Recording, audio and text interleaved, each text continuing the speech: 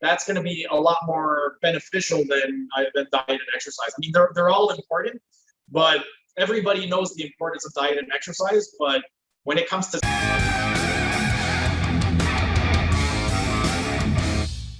Okay, Stefan, how are you? I'm doing great. How are you doing? Great, thank you. Thanks for coming to my first health and wellness podcast. You're welcome, and thank you for having me on for your first episode. You're welcome. Because you know why? Because you are the person I know, the fitness industry I know, like fittest, healthiest, strongest, and like look at the background, like most like qualified and then smart person I know and walk to talk. So you are the one, the first pocket.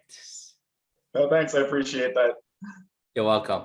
So let's can you introduce my followers who you are, please? Sure. So my name is Steven Daniela. I'm a holistic health coach.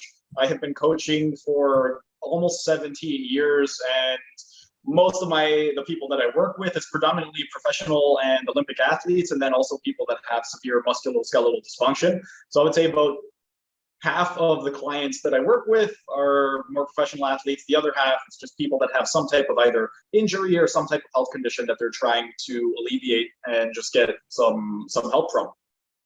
Wow. Well, you know what? I'm impressed behind you the the certification.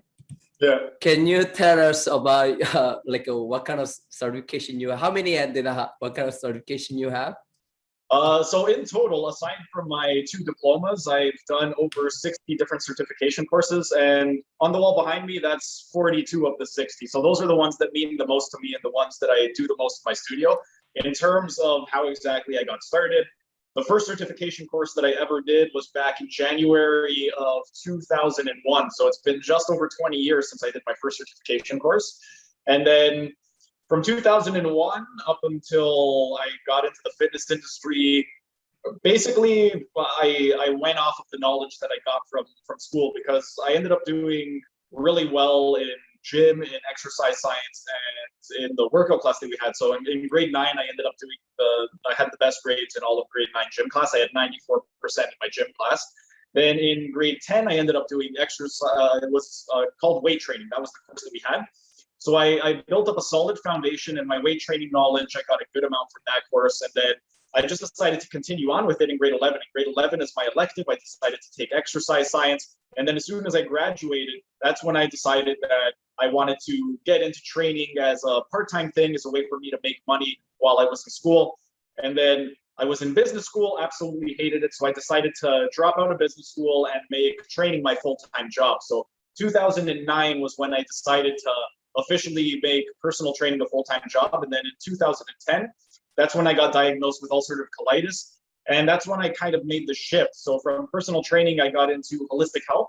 And that's when I became a holistic health coach. So I started doing things like studying from the Czech Institute, Poliquin Group, and all of these people that I had read about, just to more in the beginning, just to help myself out.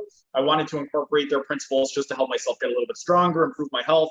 And then once I noticed how much better I was feeling and how I was able to improve my health, then I just started working with a lot more patients and clients that also had some type of either injuries or some type of medical conditions where they needed a little bit of help with either their diet, their lifestyle, or their training program. So started out with Charles Poliquin, Paul Chek, and Ann and Chris Frederick of the Stretch to Win Institute. Those were 3 of the really big courses that I took early on in my career that really kind of changed the trajectory of my career and how exactly I was going to start working with people. And then from there, I started looking into the Soma Training Institute, which is something that Guy Boyer, who's this world-renowned French osteopath, created over 30 years ago. So I ended up doing the Soma Training program. That was a 3-year program. It was 15 courses over the course of 3 years. And aside from that, I also did my massage therapy degree. My massage therapy diploma was a 2,200-hour program, very, very intense program. And those were the 2 big ones, the Soma Training and the massage therapy program, and then the Czech Institute as well. Like I did 3 years with the Czech Academy. That was over 400 hours. So between my Soma Training program, my 3 years with the Czech Academy, and my 2,200-hour massage therapy program, that alone accounted for about 3,000 hours out of my education. And then aside from that, in total, I've done over 4,000 hours of certification courses and my diplomas as well. And then on top of that, I've done about another 1,500 to 2,000 hours worth of workshops and seminars with guys like Paul Chek, Ray Cook, Charles Poliquin, Guy Moye, and all of these people that have worked with people that have either been professional athletes, Olympic athletes, or people with medical conditions. And the reason that those are the avenues that I decided to go into were because when I got into this early on when I first started, I just wanted to train just the average person. And then as I started delving more into the industry, I started getting more interested in working with more high performance athletes and also people with medical conditions. One of the reasons being is I like to challenge myself, and to help somebody lose weight or build muscle, it's nice, but at the same time, it's kind of easy. Like, you eat well, exercise, you can accomplish that goal. But with people that are trying to achieve the highest level of performance, or people that have a medical condition that are trying to alleviate their symptoms, there's a lot more effort involved into creating programs and catering it toward those specific individuals. So that's why I kind of gravitated toward those types of people. And that's why I've been taking all of the courses that I've taken over the years. And my goal every single year for the last decade is pretty much, I want to take at least 5 courses per year. And I don't want to just take BS courses. I want to do my research, who created the course, who's teaching it. And I want to see that the person who I'm going to be learning from is somebody that has either worked with professional athletes, they've helped people get off of medications, and they've just helped the type of people that I want to help. So that's basically how I got started and why exactly I've been doing the things that I've been doing over the last 17 years. Yeah, man, that's crazy, man. Every time, every course I go, I see you. every course I see you. Oh, okay, there's a Stephen over there. That's crazy. Okay, so amazing. So now, so let's go a little bit more specific about you. Okay, I want to know about you because you're amazing. Like, your knowledge is amazing, but also you are super fit, right? And super strong. What is your nutrition like? How many times a day do you eat, and then what time? And so what's your typical daily diet looks like? So for the last year, since March 1st of 2020, I've been pretty strict with the carnivore diet. So all I do is pretty much eat meats for 90% of my diet, and then the remaining 5 to 10% is going to be eggs and sometimes cheese. But for the most part, 90 to 95% of my diet is just meats. And most of that is going to be red meat. I eat a lot of steak, and I'll eat twice a day. So I kind of break down for you my day, what it looks like. Typically, Mondays and Thursdays, those are the days that I work a little bit later, where I actually schedule clients really late at night. So I get home really late. So I'll have my medium ground beef and beef liver on those days. I'll do a pound of medium ground beef, a pound of beef liver. I'll fry it up in about 100 grams of grass-fed butter in my cast iron skillet. I'll eat half for breakfast, and then I'll have the other half. I'll put it in my little lunch truck that I have, so it stays warm for me over here. And then I'll eat that at night after I'm done my workout. So I'll do that on Mondays and Thursdays. And then I have a bunch of recipes that I have on my channel. It's called Carnivore Kitchen. And one of the recipes that I really like that I have a couple times a week is my double bacon cheeseburger with sirloin patties. So I'll have 2 sirloin patties, 3 strips of bacon, 1 whole egg. I'll separate the egg whites from the egg yolks, put a little bit of cheese on each. The egg white and cheese will form the bun, and then the egg yolk and cheese will form the cheese sauce for the cheeseburger. And then I'll do top sirloin steak a couple times a week. Typically, I like to have steak whenever I train legs or do my strongman training. So on my leg days, those are when I'll have either top sirloin steak. And then on the 7th day, that'll be a day where I either have ribeye steak or something like bacon wraps, filet mignon. But that's pretty much what I eat throughout the course of the week. I'll have breakfast at around 7:45 to 8 o'clock in the morning. And then my dinner, it really depends on the day. Usually I'll have dinner at around 7 o'clock, 8 o'clock, 9 o'clock at night. It really depends on when I'm getting home and when I finish my workout. So you eat breakfast and dinner, or breakfast, lunch, dinner? Just breakfast and dinner. Yeah, I'll have breakfast and dinner, and then if I feel a little bit hungry at night, then I'll just snack on something. Like I'll get maybe some goat cheese, some sheep cheese, or something like that to snack on if I do feel like snacking. But otherwise, I'll just have my 2 meals, just breakfast and dinner. Okay, so 12 hours window. So breakfast 7 a.m., dinner around 7 p.m., right? Yeah, it'll be about 10 to 12 hours between breakfast and dinner. Okay, so you don't use the spices, right? No, the only thing I use really is Himalayan sea salt. That's it. Oh, okay, so that's only you use Himalayan sea salt? Yeah. Okay, so then you don't use olive oil or avocado oil? No, I'll use for if I'm cooking in my cast iron skillet, then I'll use grass-fed butter, lard, ghee, something like that. And then if I'm cooking in my air fryer, then I'll get some MCT oil and I'll just spray that on the MCT oil. But in terms of the actual cooking oils or fats that I use, it's mostly grass-fed butter. So you are 100% not 100% carnivore because you use MCT oil, right? Yeah. Yeah, I Right? put a little bit of MCT oil in the air fryer aside from that. So you're not 100% carnivore. Yeah. Okay. So now what's your training style like right now? So this week, all of 2021, I've been doing really insane high amounts of volume. And my right shoulder, it's just been a little bit tense the last week. So this week right now, I've just been doing more rehab work. I've been doing some low pulley external rotation, hand over opposite hip. I've been doing some low pulley trap 3 raises for the shoulder. For my legs, I've been doing some Poliquin step ups. I've been doing some front foot elevated low pulley cable split squats. I've also been doing some segmental strengthening and reinforcement for my rhomboid major and for my inferior trapezius. And then I've also been incorporating some stuff for the glutes, hamstrings, and the quads. For glutes and hamstrings, I've been doing the glute ham raise, and for my quads, I've been doing some segmental strengthening and reinforcement for the proximal fibers of the vastus intermedius. So it's essentially like a reverse Nordic curl, where you're just on your knees and you're hinging back. Yeah. Very functional movement. Yeah. So I'm doing that for this week just to kind of make my body feel a little bit better from all the volume. And then next week, I'm going to go back to my training. And in terms of my training, I've been doing for the last 2 months, 2.5 months, I've been doing a decent amount of strongman training. So I've been doing a lot of tire flips, Atlas stones, log presses, and those types of exercises. Yeah, Day one will be my push day.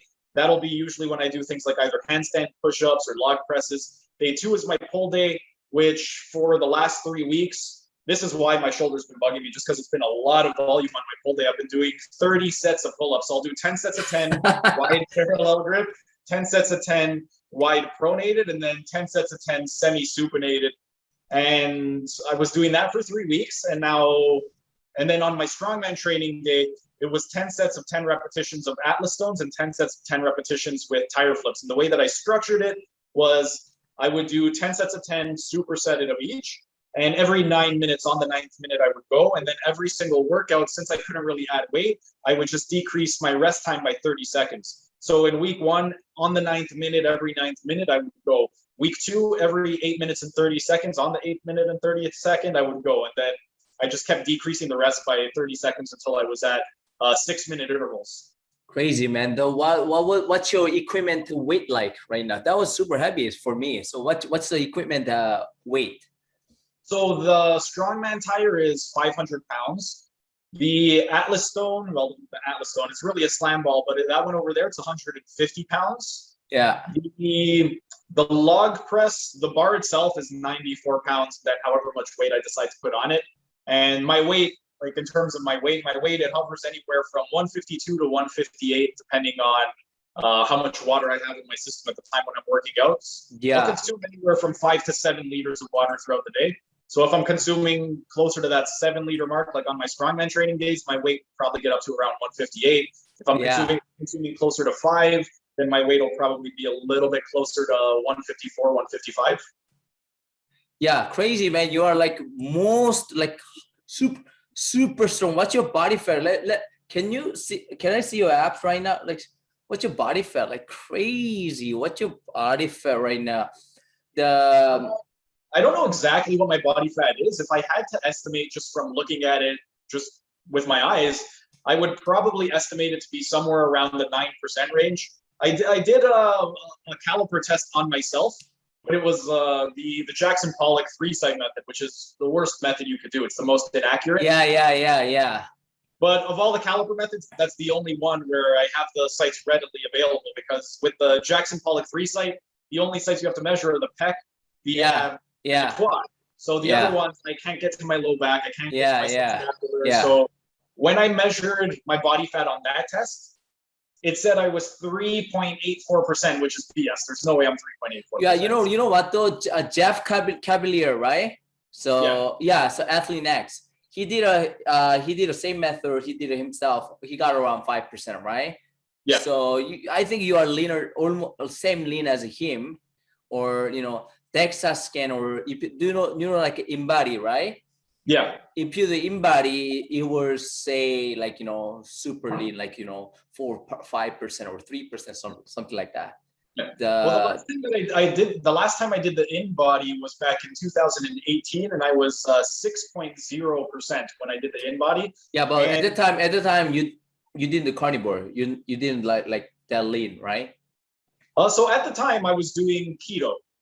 Yeah, so it was pretty much, I was diagnosed with ulcerative colitis in 2010, and that's kind of where I changed my whole dietary approach and really started paying a lot more attention to the quality of food that I was eating. Yeah. So I started out with Paleo diet, and then I just noticed that I would feel better when I ate higher fat. So then I started doing keto, but I didn't even know what keto was. I just knew that when my 80% of my calories came from fat, I felt really good.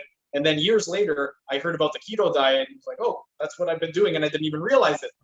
And then with the carnivore diet, this was the longest I've ever done it for, because I've done it 2 times before. I experimented with it back in January of 2013 for 2 months. And then again, 13, wow.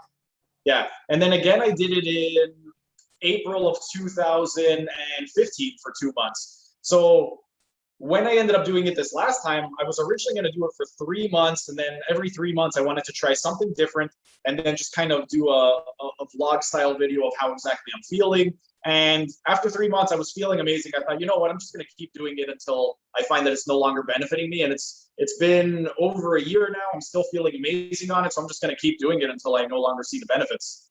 So you don't even eat honey, carbohydrate? No, the only time I'll ever have anything like that, if I'm eating something that I didn't prepare myself, let's say I'm getting together for a family get together, and they're having sausages, and the sausages like have some pepper in it or something, then I'll have the sausage and whatever pepper's in the sausage I'll eat. But aside from that, I have no vegetables whatsoever. No, not even honey? No. Okay. That's impressive, man. Yeah, but I know that a lot of people that do the carnivore diet, a lot of them will incorporate a little bit of either raw honey or stuff like that later on. For me, I was gonna start doing that this year, but I'm still feeling really good without any carbs whatsoever. So I'm just gonna keep doing what I'm doing until I notice that maybe I need to start adding it in, and maybe it would benefit me. But for right now, I just don't see the benefit in it. Wow. How about the supplement? In terms of supplements, my supplements, I'm taking a fraction of what I was taking a couple of years ago. So right now, the only things I'm taking, I take vitamin D3.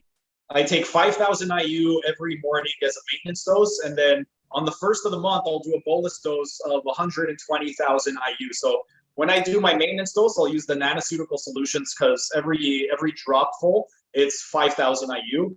And then the Designs for Health is what I use for my bolus dose, because it's a 59 milliliter bottle, and it's 1,000 IU per half mil. So I'll just chug an entire bottle on the first of the month. And then I've been doing it that way for a while.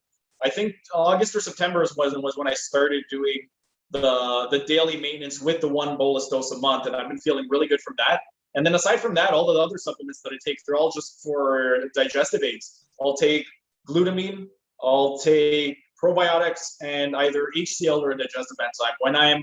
When I'm eating at home, I have my digestive enzymes at home, and then when I eat at the office, I have my my HCl over here. But that's pretty much it. I take those 4 supplements, and 2-3 years ago, I was taking about 24 different supplements. Yeah.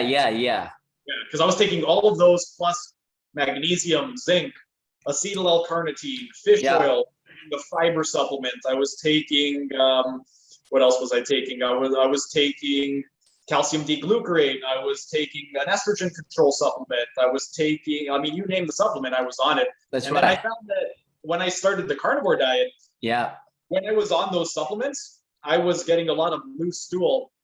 And then as soon as I eliminated all of them, everything went back to normal. So I just never went back on them. And the only ones that I stuck with were just the glutamine, probiotics, and the digestive enzymes. Yeah, because carnivore, especially organ meat, like liver, is a multivitamins, and then one of the best nutrient you can find. Yeah. Yeah, like and then so what kind of organ do you eat so far? So I'll have 2 pounds of liver a week. Every Monday and Thursday, I'll have 1 pound of liver. And then I also have spleen and kidneys. Those are the ones that I consume the most often. And aside from that, I mean, I'll occasionally have things like beef hearts or even brain, stuff like that, but that's a little bit more rare. The liver is what I have the most often for organs, and then kidneys would be the second most often. How about the testicle? Never tried it. Oh, really? Well, you know what? I've just never seen it in stores. If I found it in stores, I'd give it a try. I'm down to try anything once just to kind of see how it tastes. It tastes amazing though, and then it feels like it boosts your testosterone. Oh yeah, I'm gonna have to go check out what grocery store do you go to. Like I order Ontario Water Buffalo farm, Ontario Water Buffalo company. I will share with you. They sell heart, so I get kidney, testicle, liver, tendon, ligament. Only thing is they don't sell brain. So yeah. So you can get brain, eh? Not water buffalo. For water buffalo, which brain you get? Like cow? Cows. The only brain that I've really seen in stores is cow brain. But in terms of the water buffalo stuff, the only water buffalo that I really consume, I'll have water buffalo. Not so much anymore, but I used to have water buffalo milk occasionally if I did want to have. Oh yeah, milk. Yeah, milk. Yeah, it didn't upset my stomach. I found that it was really, really good. Water buffalo cheese I really like, and then in terms of the meats, when it comes to things like sirloin steak or ribeye, I prefer the taste of the beef to the water buffalo. But for the water buffalo burgers, I really like the water buffalo burgers. Okay. Yeah. So the water buffalo burgers is probably what I consume the most of in terms of the water buffalo meats. And then aside from the water buffalo cheese, I really like. Yeah. So water buffalo is a little bit more gamey, right? It's like a little bit more wild. Yeah, especially the ribeye and the top sirloin. The burgers not so much, but yeah, the ribeye and the top sirloin. I just find that for the extra price, it's not worth the taste because I find the taste of the beef better. No deer. Yeah, I'll have deer too. So deer, I'll have deer steaks and deer burgers occasionally. Same thing with ostrich burgers. I don't know if you've ever had them, but those are really good. And I'm actually sad because the grocery store that I get all my food, or at least the one that I used to get all my food from, they had ostrich burgers and kangaroo burgers, and the kangaroo burgers were phenomenal. I used to have those at least once every 5 days because I was doing a 5-day meat rotation. And I was having that for about a year and a half, and then they just stopped selling them altogether. But the kangaroo burgers were absolutely phenomenal. If you ever have kangaroo burgers, definitely pick them up. Well, Charles, he loves wapiti here. Mm-hmm. So wapiti you can only find in Montreal, right? Yeah. Wow. How about the fish and the other, seafood? So with fish and seafood, it's something that I'll have very, very rarely. Well, up until last year, I was doing fish once every 5th day, and because that was part of my 5-day rotation, and I was mostly doing things like salmon, cod, and halibut. I'd have other stuff as well, but those were the ones that made up the bulk of my rotation. I'd also incorporate, like sometimes I would have some shark steaks or something like that. But I just found that ever since going strict carnivore, my body doesn't respond as well to salmon as it used to. So now salmon, for me, it's more of a food item that I'll have once in a while. I won't incorporate it regularly into the diet. The last time I had salmon was probably when I came back from my Montreal course, because I just graduated from the 3-year program a few months ago. And my best friend picked me up from the airport. We went for sushi, and I just had a ton of salmon sashimi. So that would have been, a couple months ago. Before that, the last time I had salmon would have probably been a few months before that. Pretty much whenever I get back from Montreal, we go for sushi and I just get a bunch of salmon sashimi. Yeah. A lot of people, red meat bad for you. Oh, meat. But, more and more, I see a lot of people doing carnivore, and myself, like feel better than ever. Yeah. You Well, know, you're not. yeah. Well, the main reason that I do it is for digestive health, just because ever since being diagnosed with ulcerative colitis, I just find that the more fattier cuts of meat and the more red meat that I consume, the better I feel, which is the exact opposite of what all the doctors told me when I first got diagnosed. I remember when I first got diagnosed, the doctor was telling me I needed to eliminate saturated fat, I needed to eat whole grains, and I needed to eat a lot of fiber. And I didn't listen to one bit of his recommendation. So a year after my colonoscopy, I went for a follow-up sigmoidoscopy just so he could kind of look around and see what was going on. And then he showed me the pictures, showed me the results, and he said, honestly, if I didn't know you had ulcerative colitis, I would never know from looking at these pictures because everything looks perfectly normal. And he said, I don't know what you're doing, but whatever you're doing, keep doing it. And in my head, I was like, I'm doing the exact opposite of what you told me to do. I'm not consuming any fiber whatsoever. I'm eating a lot of saturated fat, and I'm not eating any grains whatsoever, because at the time I was doing paleo. But yeah, that's basically why I went on carnivore. I just find that carnivore gives me the most, it just makes me feel the best in terms of my energy levels, my mental clarity, my digestive health. So that's why I do it personally. Yeah, and then your poop is like a beautiful, like ice cream, beautiful, right? Yeah. you don't see brown rice and corn and beans in your poop, right? Yeah. It's just just, all you see is poo. There's no corn pieces in there. Yeah, like like you digest so well. Yeah. Good. What's your sleep like? What's your sleep protocol?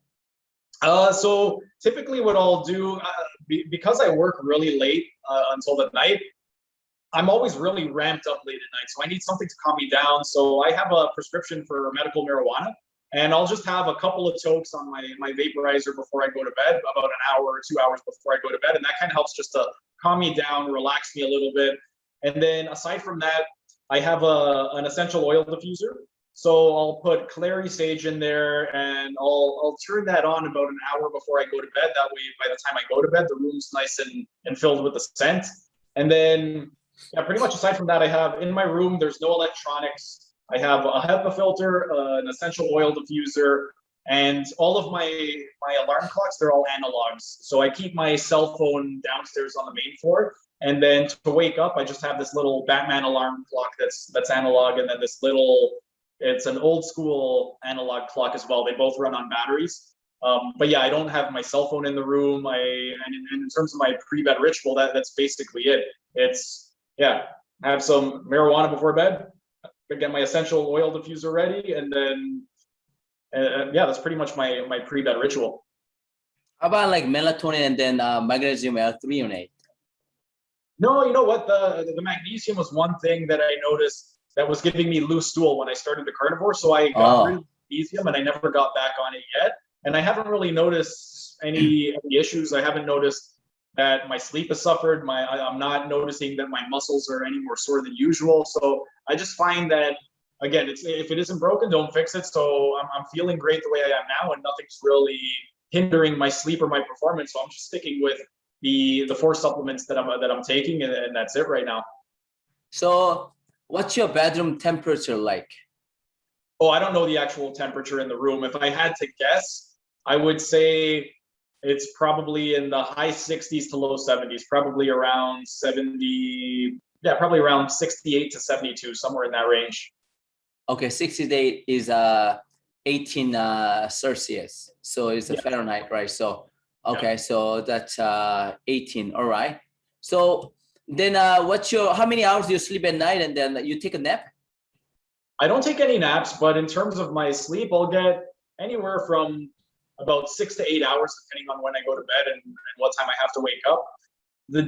My early days, well now I've been kind of coming into work at around 10 a.m. There were a few days where I was coming in at 9. And I usually wake up about 2.5 hours before I have to actually get into work. So I'll usually wake up at around 7 to 7:30, and I'll usually go to bed anywhere from 10 o'clock to midnight, depending on what time I get home from work.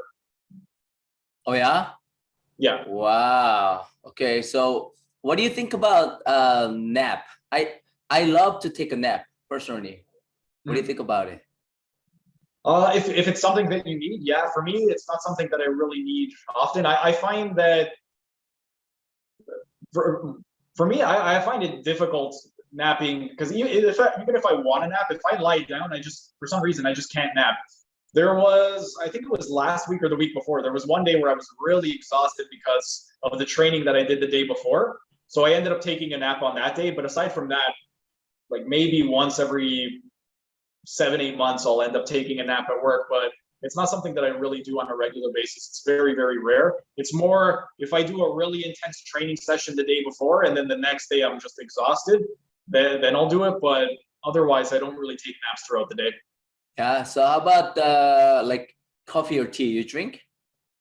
I was never really a big coffee drinker. In high school, me and my buddies, we used to go to this espresso bar after school, and we would have an espresso. But the last time that I had coffee was 2011, so it's been over 10 years. I remember it was a family day, or no wait, that was the last time I drank alcohol. The last time I had coffee, I think, was 2010. So it's been over a decade since I've had coffee. And I remember the last time that I had coffee, actually, it was late at night. I wanted to watch a movie and I was really tired. So I thought, okay, let me have an espresso to wake me up. I shot back to the espresso. It had a couple teaspoons of sugar in it and I passed out within 5 to 10 minutes, didn't even watch the movie. So coffee for me, it's not something that I've really consumed a lot of throughout my life. And then especially the last 11 years, I haven't had it at all. Wow. How about water? How much water do you drink per day? Anywhere from 5 to 7 liters, minimum 5. And then if I'm doing really intense workout, like on my strongman training days, then it might be closer to 6 or 7. But on an average day, I'll have about 5 liters of water. Yeah, me too. You know, a lot of people say, "Oh, that's not too much water for you." Yeah. Well, I would always drink a gallon.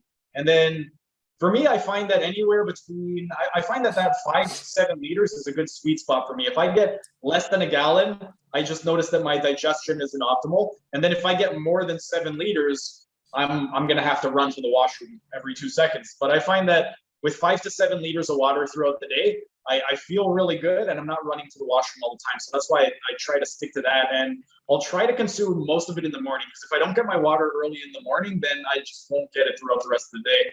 The first thing that I do when I wake up is I just chug 2 liters of water. That way I get at least half of it out of the way. And then I'll try to finish the other liter to a liter and a half by around noon. And then the remainder I'll just have throughout the rest of the day. Oh man, similar. Yeah. So now, what is your expectation for your like longevity? For me, I think I can live 90 to 128 good. I think so. Yeah. How about you? What's your plan? For me, I've always joked around that I don't want to live to be older than 70, but as long as I am able to function optimally and I don't need somebody taking care of me, I'll just keep going until I need help. But generally, the men in my family, both of my grandfathers died in their 70s. So I think genetically, I'm probably predisposed to probably live somewhere around that same time. And mind you though, both my grandfathers were heavy smokers and they also drank. So I'm sure I might be able to push out a few extra years, but I'm thinking probably late 70s, early 80s, just based off of my family history. Well, they didn't do carnivore. No, they didn't, but they also lived in a time where there wasn't a lot of processed food and there wasn't the same type of stress levels that we have today. For me, even though I eat a lot better than them, the amount of stress just from owning a business and being here 80 to 90 hours a week, on top of the amount of stress that I get on my body from the workouts that I do, that definitely, it's not optimal. Like ideally, the workouts that I do are more performance based. Like, yeah, I do the workouts that it's functional, but it's also more performance based. I'm not just doing light workouts just to kind of maintain. No joke. You're training no joke. I think the accumulation of stress over the next several decades will definitely impact my longevity, but I'm thinking probably late 70s, early 80s. Okay, so your goal is like performance, right? Right. Yeah. So my goal is performance, and then if I notice that I'm getting a little bit of aches and pains here and there, then I'll, like what I'm doing this week, I'll just switch over more to rehabilitation type stuff and more just improving the function of the body. But once I feel good, then I just go right back into performance workouts. Yeah, man. You're training like crazy, no joke. My training style changed like so much over the last like 10 years, 10, 15 years. I used to like train like crazy, but now I want longevity, Yeah. I used to be like, oh man, I want to be like strong and then, like look a lot of muscle. I used to be a lot heavier, like your Asian guy. My max was 205 pounds. And then I did a show, right? Bodybuilding show. At the stage, I was like crazy, like 3% body fat, like no fat, like 180 pounds. Yeah. Yeah, I saw the picture. You looked great. Like that's like looking great, but I don't feel good inside, Oh, like yeah. pain everywhere, like you too cold, and then because you down regulate your thyroid and it's too cold, and then like you don't feel good, right? And then you completely tank your testosterone levels, so then you have no energy. And no energy at that time. Also, like back in 2009, and like no sodium. Now I feel great and amazing. Oh yeah. Well, Yeah. that's the thing too. Like when I was younger, I was a lot more into things like bodybuilding, and then as I got older and once I started developing the health issues, that's when I really started focusing a lot more on functionality and just feeling good. So like even the workouts that I do now, even though they're really, really intense, I'm not really going. When I say intense, I'm referring to intensity in terms of more rating a perceived as exertion, not intensity in terms of repetition of 1 rep max. So when I'm doing the training now, the last 4 months, it's been a lot of volume. It hasn't really been too much high intensity. So like when I do my strongman workouts, I'm lifting at under 60%, but I'm just doing a lot of volume. And yeah, I just find that by doing it that way, I'm able to get kind of the benefit of everything. I'm able to maintain my strength just because I'm still lifting heavy weight, but I'm not killing my joints from going all out, doing 1 rep maxes and stuff like that. And then I'm also able to maintain my body weight just from the high amount of volume that I'm doing. Yeah, man. How many single arm pull-up you can do? Like crazy. Like how many you can do?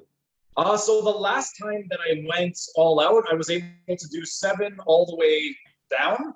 And then after my last 3 weeks where I was doing the 300 pull-ups every workout, I wanted to see how many I could do, but because my shoulder's been bugging me, I'm going to wait about a week before I see how many, but I want to see if I can do over 10 one-arm pull-ups and good form, like all the way. Yeah, man, crazy one-arm, like, very strong. A lot of, like crazy. So, okay, now, if you can only do 10 minutes a day, rest of your life, what kind of a movement or exercise you would do? So right now, I'm on a really big strongman kick. So I think I would probably, because you're asking me this right now, if I could only do 10 minutes, I would probably alternate between things like dips, chin-ups, strongman tire, and atlas stones. I'd probably pick those 4 exercises and then just do those every single day. Okay. So like you're going to do a circuit?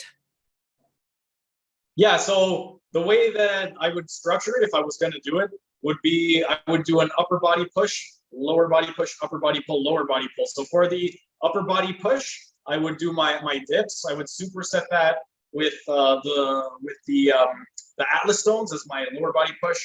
And then for the upper body pull, I would do my chin-ups, and then I would superset that with the strongman tire for the bend for the lower body. Yeah, man, that sounds amazing. And then how about the like cardio? Oh, that's my cardio. Right? Your average heart rate, what, like it would be 150 to 170? So I don't know what my average heart rate is during my workout because it's not something that I mean, if you do 10 minutes, like Tabata or almost like, okay. Yeah, if you do only 10 minutes, like, I'm sure like 150 to 180, Yeah, if I were to do 10 minutes all out, just going from exercise to exercise without stopping, it would probably be somewhere over there. My resting heart rate right now, it's about 43 beats per minute. Crazy, man, 43. Yeah. I'm getting like end of summer, I'm getting early 50s, and then usually like 58 something. But yeah, like crazy, like because you don't a lot of people think is when they do bicycle, when they do running, and then they do improve cardiovascular function. But actually when you do circuit type of training, you actually improve your cardiac output, right? Oh yeah. Well, that's one thing. So one of the strongman workouts that I was doing a few months ago, I actually turned it into a challenge, but I would do an ascending and descending repetition scheme. And it would be 1 tire flip, 1 Atlas stone, 2 tire flips, 2 Atlas stones, 3 and 3, 4 and 4. I did all of that up until 10, and then I went 10 back down to 1. So it was 110 Atlas stone lifts and 110 tire flips in one workout. And the way that I had structured it, so at the first workout, it was 1 to 5, 5 to 1. The next workout was 1 to 6, 6 to 1, then 1 to 7, 7 to 1. And I kept doing that until the 6th workout was 1 to 10, 10 to 1. And then the 7th workout, it was the same thing. 20 sets of those 2 exercises, but it was for time. And I just tried to get it done as quickly as possible. And yeah, by the time that workout's done, I mean, your heart is pounding like crazy, you're sweating like crazy. So yeah, that's my cardio right there. Yeah, exactly. Functional cardio. Yeah. Yeah, man, that's amazing. So now, if you can only eat 5 to 7 things rest of your life, what would you eat and why? Oh, pretty much the 4 things that I'm eating right now. So a double bacon cheeseburger, just because I love it. It's one of my favorite things to eat. I love ribeye steak, so I would have ribeye steak. Bacon wrap filet mignon. If you haven't tried the bacon wrap filet mignon from Butcher Box, it breaks apart in your mouth. It's absolutely delicious. Okay. I really like top sirloin steak, so I would add that in there. And the medium ground beef with the beef liver, I really liked it. I know that a lot of people aren't a fan of organ meats, but for me, I really, really like the liver, so that's really good. So those would probably be the 5 meals that I would consume for the rest of my life, just because that's basically what I've been consuming for the last year, and I absolutely love it, and I'm not bored of it at all. And especially because the way that I structure my diet, I'll have one thing on one day, and that's the only thing I eat. So for today's example, I had top sirloin steak for breakfast. I'm going to have top sirloin steak again. So the next time I have top sirloin steak, it's not going to be for another 3-4 days. So I'm not consuming it close enough where it's the same thing all the time and I'm getting bored. So having that 3 to 4 day gap in between it just keeps everything fresh and just keeps the diet fun for me. That's right. That's right. So now, like, your omega-3 index will be will go through the roof, and they're good, because you consume a lot of omega-3, right? Even though you don't use fish oil, right? Yeah. Good. In your knowledge and experience, what is the most important things for our quality and longevity of our life? Somebody who they want to live long. And then, okay, so I'm your client. Okay, Stefan, I want to live long and I want to be strong. So what kind of advice would you give them? 2 of the most overlooked things when it comes to health and longevity are going to be stress management and rest and recovery. So if you're not getting adequate amount of rest between your workouts, or if you're not sleeping properly, or if you're constantly stressed out, those are going to have a much more detrimental effect on your health than things like not working out or even not having the greatest diet. If you have an okay diet and an okay training program, and your sleep habits and your stress management are just excellent, I think you're going to be better off than somebody who has an excellent workout, an excellent diet plan, but they're chronically stressed and they're chronically undersleeping. I think sleep and stress are the 2 things that are most important, and they're the 2 things that get overlooked the most. That's right. How about meditation? What do you think about meditation? Well, I would include that in the stress. So if you're somebody who's really stressed out, meditation would be an excellent thing to incorporate, just to help bring your body more into a parasympathetic state, lower your cortisol levels. The other thing too, with regard to your stress hormones, is when you do get stressed, your insulin sensitivity decreases, your testosterone decreases. So it's going to be easier for you to store fat, harder to build muscle. It's also, if you're not getting enough sleep, same thing. Insulin sensitivity decreases, your testosterone decreases, your levels of ghrelin are going to be elevated. So you're going to find it a lot harder to make good food choices throughout the day. It's also going to make it a lot easier for you to go out on binges and do that type of stuff. So I just find that by doing things like meditation to help bring your body down into that parasympathetic state and lower your stress levels, that's going to be a lot more beneficial than diet and exercise. I mean, they're all important, but everybody knows the importance of diet and exercise. But when it comes to sleep and stress, it's not something that really gets talked about as much. It's become a little bit more talked about the last maybe 10 years. But I remember prior to for me, 2010 was when I ended up doing the Czech Academy with Paul Czech. So that's when I really started paying a lot more attention to stress and sleep. And I don't know if it's just because of my education that I'm just noticing it more now, but prior to 2010, I never heard anybody talking about stress and sleep.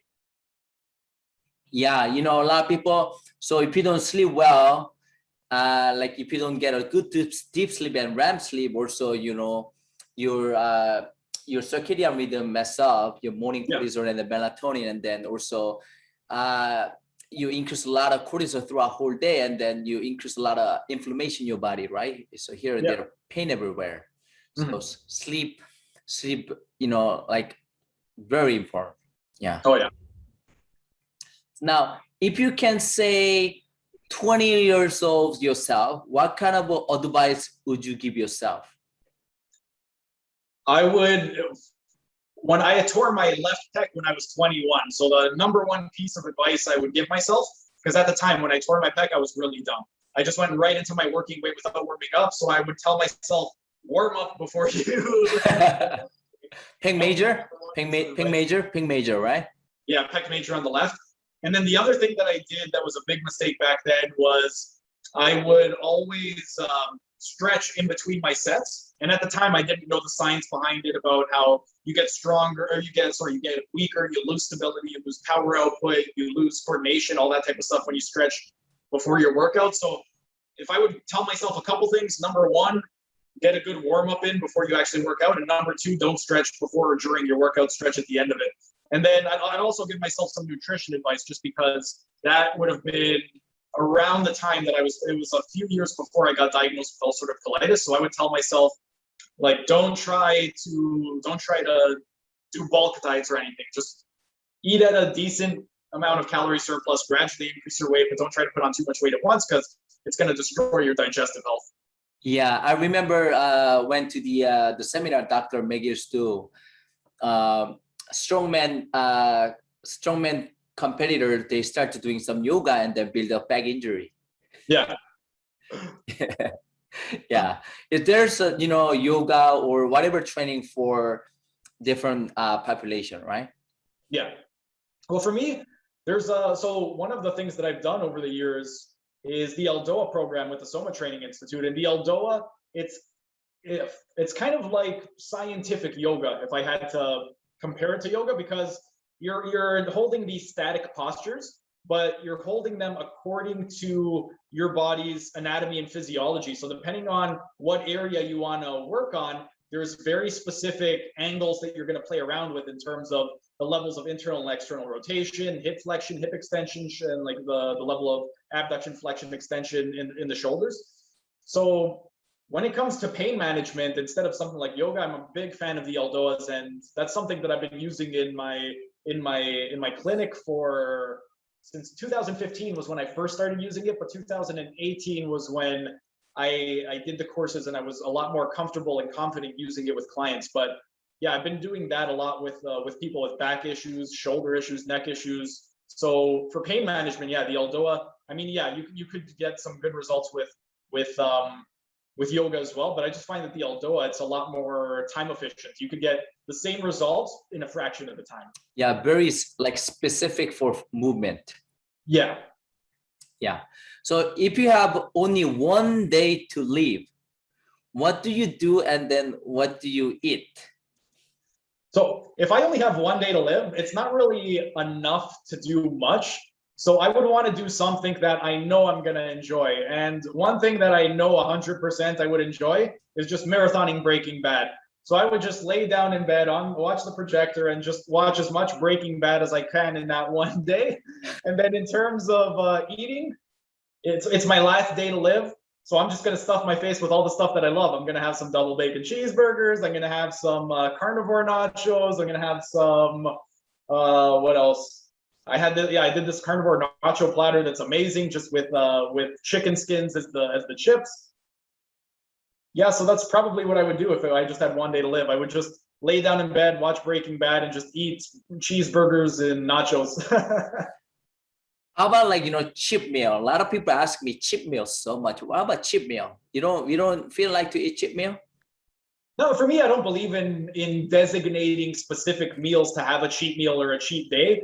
For me, if I'm really craving something late at night, then I'll just eat that thing. But I don't designate, okay, Monday's going to be my cheat meal day, or every seventh meal is going to be my cheat meal. For me, it's just I eat the foods that I like. If I do have a cheat meal, it's the same foods that I eat throughout the rest of the day. I'll just have more of it. So it's not really a cheat. It's more just I'm listening to my body, and if I'm craving more food than what I've consumed, then I'll just consume more food. But I don't really plan cheat meals or anything like that.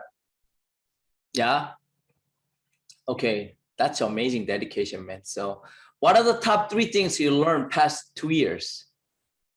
Let's see. In the last 2 years,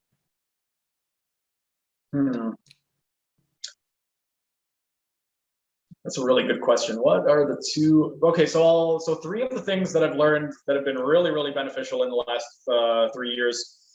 A lot of the stuff that I did with the Soma training program. So the Soma training program, the anatomy knowledge when you take those courses, you're getting into the micro anatomy. So it's not just about, okay, your adductors are responsible for adduction, but it's like, which adductor does the most adduction? Which one does the most flexion? Which one does the most internal rotation? Like, you're getting specific with where exactly on the bone does the muscle sit. And because it sits slightly more anterior and slightly more superior, what does that mean? Is it gonna, so because it's more superior, it's gonna have a little bit more of an adduction component. Like with that course, like my anatomy knowledge has gone through the roof. And that says a lot, because I took, again, massage therapy as my degree. And in massage therapy, we had about 500 hours of anatomy. And the anatomy knowledge that we did in the Soma training program just blew that out of the water. It was way more in-depth.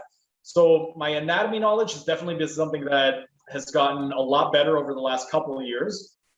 And a couple other things that have really improved have been, let's see,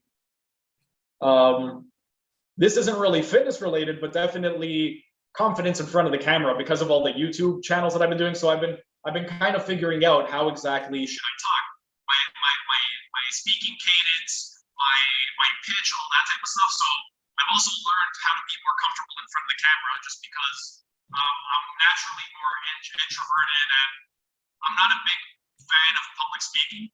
I've done lectures for people and things like that, but I always feel very, very self-conscious and shy. So that's one thing that I find that I'm learning about, just how exactly to be in front of the camera, how to speak to people, how to speak to a large group of people. That's something that I've learned over the last couple of years. And then another thing that I've learned, let's see.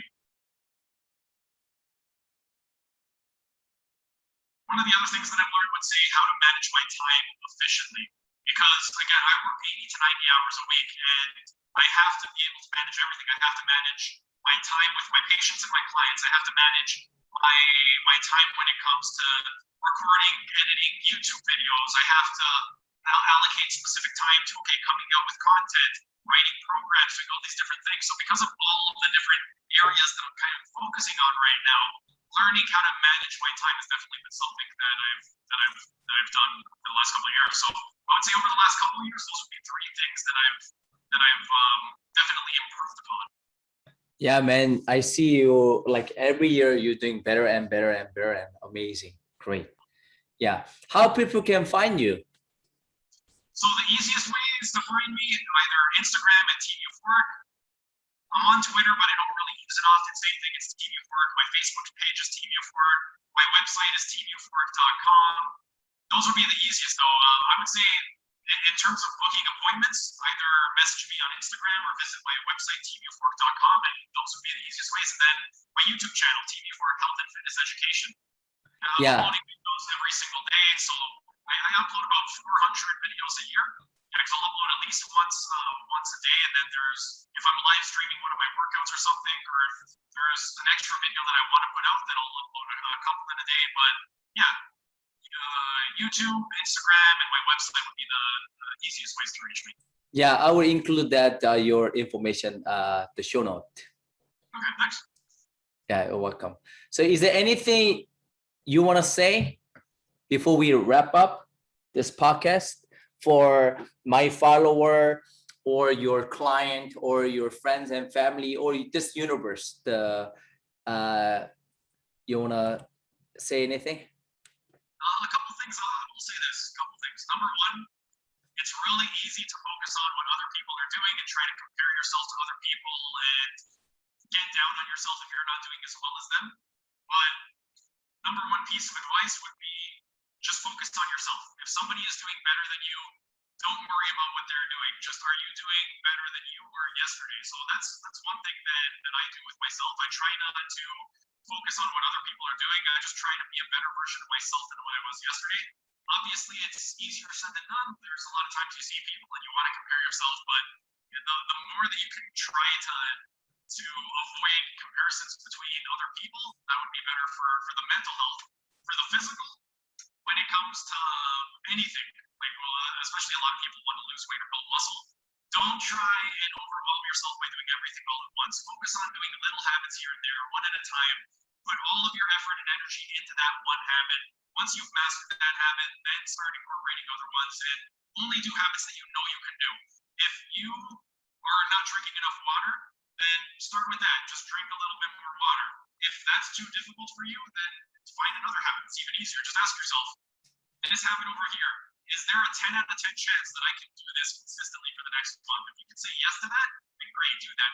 If you can't say yes to that, then find another habit that's easier, because once you do a habit and you stick with it and it becomes consistent and you're able to do it for a month, it's going to make those more difficult challenges later on a lot easier, because you're going to have that self-confidence of accomplishing the ones earlier on. So that would be another thing.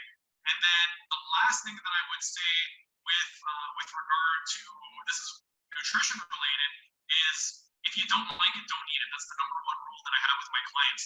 It doesn't matter whether you're vegan, vegetarian, paleo, keto, carnivore, Mediterranean diet. If the foods that you are eating, you like them and they make you feel good, you're going to get results on that type of a diet. So don't worry if people are saying, oh, you need to do keto because you're going to lose weight on keto, or to lose weight, you have to do carnivore, or you have to do vegan. You can lose weight, you can build muscle on any diet. So find the diet that is sustainable for you. Make sure that you like the foods that you're eating. If you don't like it, don't eat it. And if you're not feeling good, change it up. Great, man. That's amazing advice. Right. Amazing. So thank you. Is that everything you said today? Yeah, you know what? Like in terms of everything you've asked and what I wanted to say, those were pretty much the main things. So yeah. That's amazing. Thank you so much. No, thank you for having me on the first episode. Yeah, and then hopefully we can work out very soon. You know, you're so strong in there. I want to learn. So before last year, I went to your gym and then we did some exercise. That was amazing. A lot of fun. Yeah, that was fun. We ended up busting out the tire, the Atlas stone. Yeah, and then we can eat some, you know, cool stuff together. Oh yeah, and if you know what, if I don't know if you have a place to work out right now, but my studio is open because we're considered an essential service because of the fascial stretch therapy and the physiotherapy. So yeah, if you ever want to come by and work out, oh man, let's you hook up sometime very soon. Yeah, definitely. All right, thank you so much.